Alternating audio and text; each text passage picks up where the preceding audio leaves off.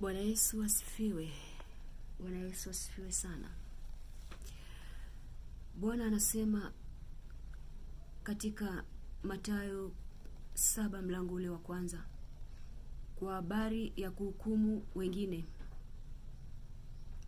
Mungu anasema usihukumu usije ukahukumiwa, na kipimo kile upimiacho ndicho utakachopimiwa.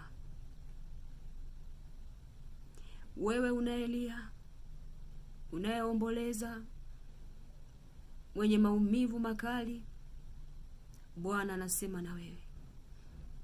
Katika Kutoka 14:14, Bwana atawapigania nanyi mtanyamaza kimya. Na katika yote unayoyapitia, ana neno jipya kwa ajili yako. Anasema katika Isaya 43 mlango ule wa 19, tazama, nitatenda neno jipya, sasa litachipuka. Je, hamtajua? Nitafanya njia jangwani na mito ya maji nyikani.